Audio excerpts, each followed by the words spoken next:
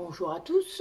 Alors aujourd'hui, je voulais vous faire une crème régénérante pour le visage et pour les lèvres. Donc c'est une commande spéciale d'une de mes clientes.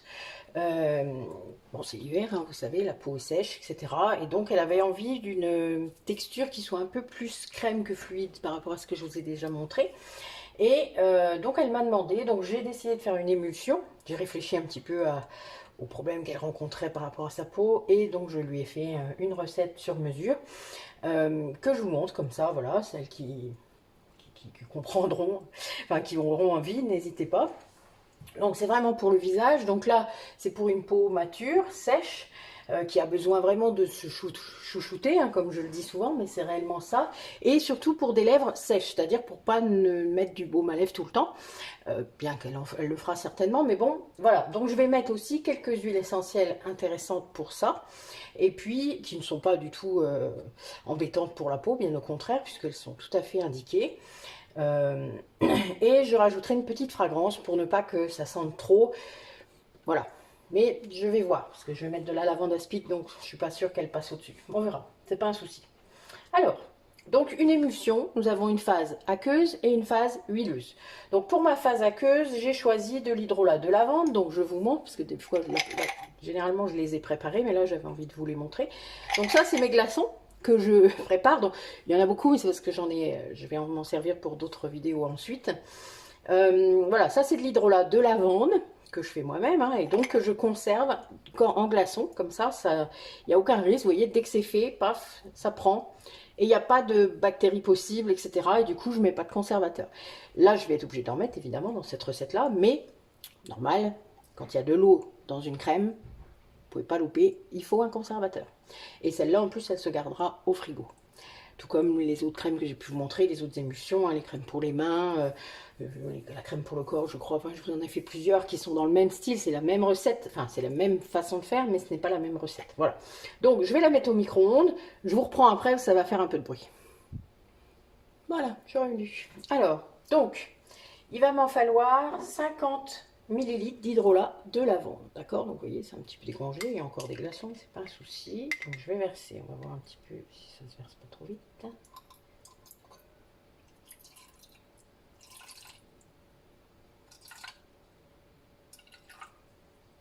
Parce que là, il faut vraiment respecter les proportions.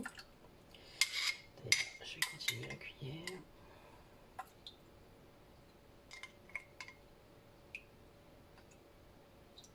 Voilà. 50. Donc, il m'en reste pas mal. Ça tombe bien. Pour la recette d'après, c'est nickel. Alors, ensuite, il me faudra également de l'aloe vera. Donc, l'aloe vera, dans cette recette, il y en a 8 millilitres.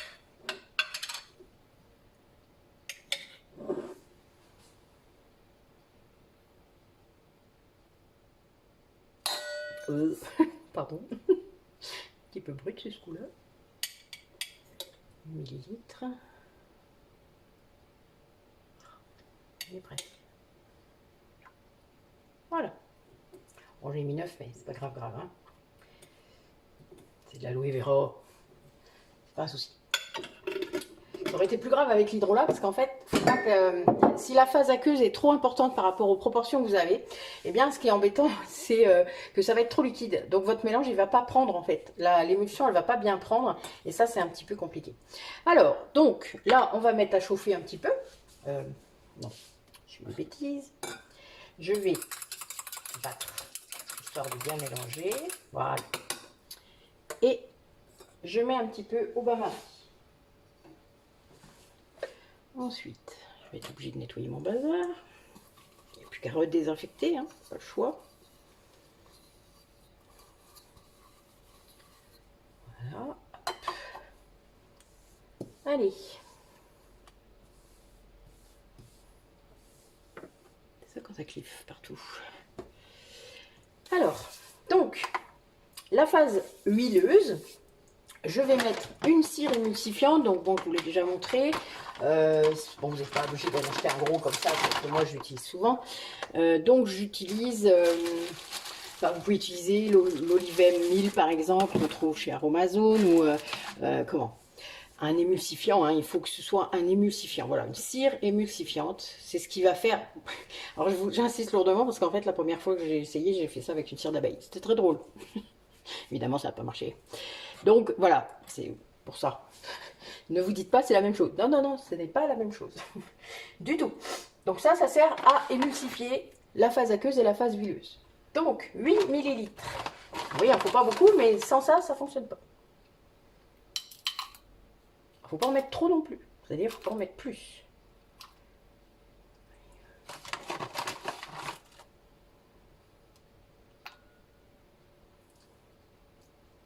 M'embête. Évidemment.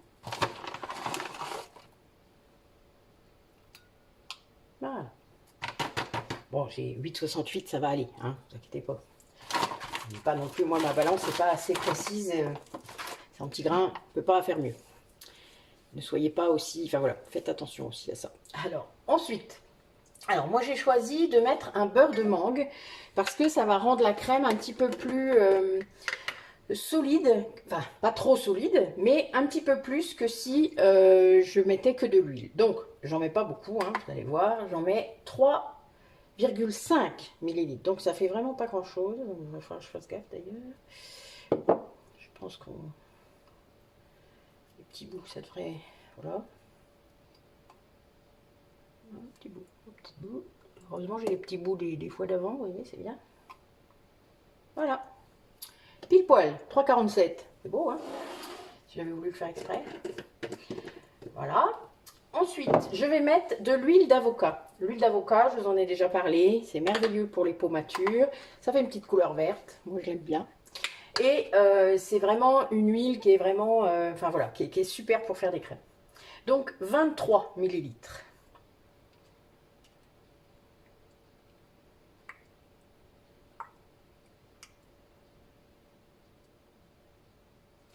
Voilà. Et j'avais envie de mettre mon macérat de rose, vous savez que j'ai fait cet été, parce que il faut que j'utilise, mais bon, il a été stérilisé à fond, donc il ne craint pas. J'en mets 20%, donc je vais, enfin 20% sur mon taux d'huile, hein. Donc ça fait 6,6. Ça fait pas beaucoup, mais bon, ça fera.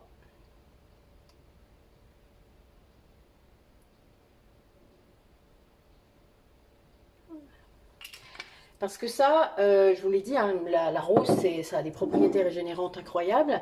Mais bon, vu que je l'ai fait moi-même, bon, évidemment, c'est pas la rose de Damas, hein, ok. Mais bon, c'est de la rose quand même, hein. Toutes les variétés de roses ont cette propriété régénérante. Donc je me suis dit, ben voilà, et ça fonctionne. Donc pourquoi s'embêter à aller acheter, n'est-ce pas? Bon, vous irez voir le prix, vous comprendrez ce que je dis après. Et on va mettre notre phase huileuse à chauffer également. Donc, écoutez, là c'est bon, j'aurais plus qu'à rajouter ce qu'on met. Donc, je vais vous expliquer. Donc, Cosgar, comme d'habitude, toujours 1%. Donc là, ça nous fera en gros 1 millilitre, puisque je vais faire 100 millilitres de crème. D'accord? Donc, voilà, Cosgar, 1 millilitre. Ensuite, je vais mettre de la lavande aspic. La lavande aspic, c'est beaucoup plus cicatrisant, régénérant pour la peau que la lavande vraie, d'accord? C'est une variété un petit peu différente, elle est liée à l'endroit où elle est cultivée. Donc voilà, la lavande aspic, c'est très bon aussi pour les piqûres d'insectes, etc. J'en mets moi dans mon baume anti-piqûre. Voilà, donc la lavande, et puis elle sent très bon la lavande en même temps, hein. Ouais, elle pique plus, mais c'est marrant d'ailleurs, un peu plus piquant au nez que la lavande vraie. J'utilise aussi là exceptionnellement parce que c'est une huile essentielle qui coûte un peu cher, mais bon voilà, je l'utilise plutôt dans les baumes régénérants. Là je l'ai mise, j'ai fait une nouvelle expérience avec Aurélie pour faire un baume pour les brûlures, mais pour régénérer la peau et arrêter les démangeaisons, etc. Si ça se confirme, je vous referai la recette.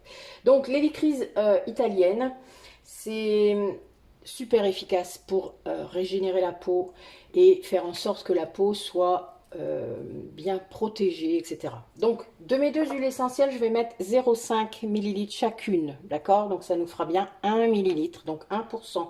Je vous rappelle que c'est pour le visage, donc les crèmes, c'est 1% d'huile essentielle sur le total, d'accord? Et je vais voir comment sentira le mélange ensuite. Et il me restait une fragrance muguet, voilà, la fée muguet, que j'utilise de temps en temps, mais bon, vous voyez, il faut les utiliser quand même quand elles sont ouvertes. Et donc, j'avais envie d'en mettre un petit peu. Je verrai bien. Si ça contrebalance un petit peu la lavande, c'est pas certain. Je ferai un essai. Voilà. Bah, écoutez, pendant que ça fond, je vous laisse et je reviens après. Alors, ça a fondu, il reste un petit peu de résidus de cire, donc je vais les... Vous voyez, je bats un petit peu, histoire que ça fonde complètement, ça doit fondre. Hein. Là, c'est chaud, donc ça fond, voilà, c'est très bien, ça fait. Voilà. Et je vais verser donc mon mélange d'hydrolat et d'aloe vera dedans. Et je vais essayer de faire comme une mayonnaise, vous voyez, c'est un peu le but. J'espère que vous voyez bien, oui. Voilà, en route. Je pourrais utiliser un batteur. Hein. Généralement, le batteur, on en met partout. Voilà. Le principal, c'est que l'émulsion prenne. C'est-à-dire que ça change de couleur. Vous voyez là, voilà. Que ça devienne un peu plus clair. Voilà. Ensuite, vous pouvez tout verser. Bon, moi, je mets directement dans mon truc à vaisselle. Hein. Voilà. Donc, là, l'émulsion est prise, mais il faut que ça refroidisse. Tant que c'est pas refroidi, vous n'allez pas pouvoir avoir une texture crème. Donc moi, vous savez, vous vous rappelez, je mets au congélateur. Donc, je vais la mettre au congélateur et je vous reprends après. Alors, donc vous voyez déjà, ça s'est un peu solidifié. Donc on va pouvoir la battre un peu.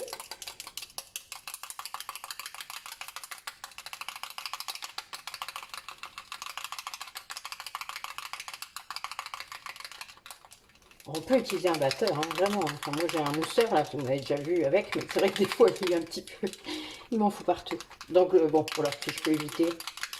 Donc là, moi je le sens, c'est encore un peu tiède en dessous, donc vous voyez, c'est pas encore assez refroidi, c'est pour ça que ça reste comme ça. Mais là, rien que le fait de la battre, eh bien, ça va déjà améliorer un petit peu l'émulsion et ça peut, voilà, la prochaine fois, ça sera encore mieux. Donc là, il s'est passé les 10 minutes depuis tout à l'heure, donc voilà. Donc là, on se retrouve après. Voilà, donc, regardez, là, ça ressemble vraiment à de la crème. Donc elle a une jolie petite couleur verte. J'insiste, je suis un peu chiante. Allez, on va mettre notre conservateur. Donc on a dit 1 millilitre.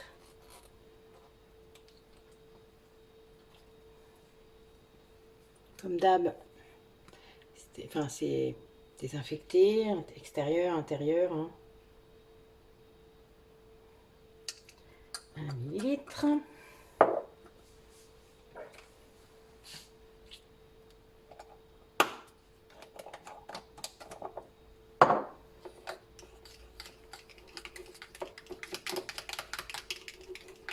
Voilà.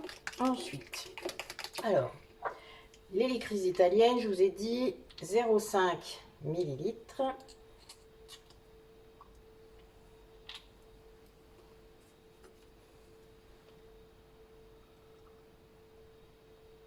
Voilà, la moitié.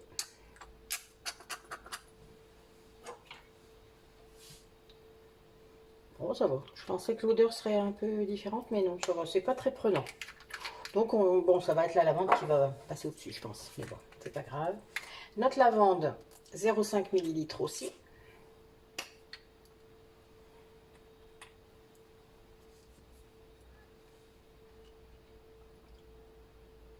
Voilà. Ça sent bon. Bon, vous savez comme j'aime la lavande, hein, sous toutes ses formes. Ça me rappelle ma mamie.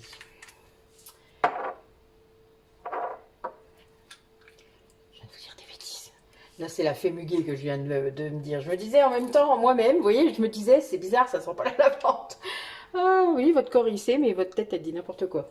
Bon, donc, 0,5 de lavande. En effet, c'est pas tout à fait le même parfum, on est bien d'accord. Alors, bon, j'ai déjà mis mon muguet. Du coup, on verra bien si le mélange des deux va nous sembler bizarre ou pas. Il n'y a pas de raison, lavande muguet, ça peut être sympa. Bon, je crains que la lavande passe au-dessus, mais On va voir. Oui, la lavande passe au-dessus, évidemment. Bon, ben tant pis. J'ai mis du muguet pour rien. Bon, ben c'est pas grave. Voilà. Bon, moi, elle a une texture qui est vraiment sympa. Vous voyez? On a vraiment une vraie crème. Hein. Donc, on va remplir le contenant pour être sûr qu'on a bien la bonne quantité. Parce que moi, j'adapte le prix à ma quantité, évidemment. Si j'en mets un peu moins que ce que j'annonce, évidemment, ça coûte moins cher. Hein, ça paraît normal. Allez, c'est parti.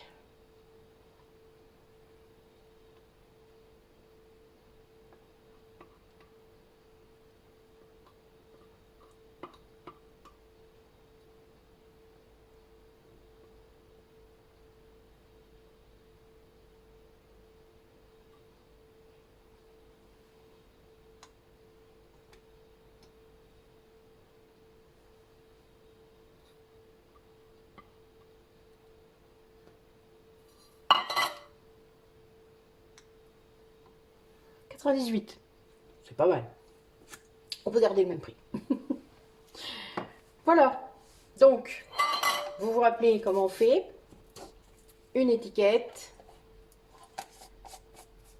Alors, j'ai un petit peu de mal avec certaines de mes étiquettes en ce moment. Donc, j'utilise des étiquettes d'écolier. C'est pas grave. Elles sont très bien. Alors, crème régénérante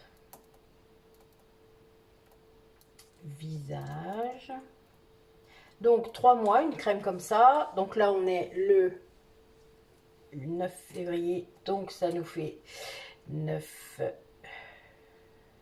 J'y arrive plus. 9 mai. Voilà. Et au frigo.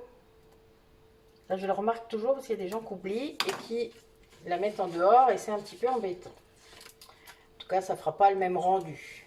Ça finira par s'affaisser. Voilà, ma petite étiquette.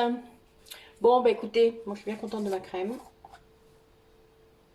Oh non, finalement, le nez bien dessus. Non, non, ça va. Ça sent pas tant la lavande que ça. Bon, bah c'est bien, tant mieux.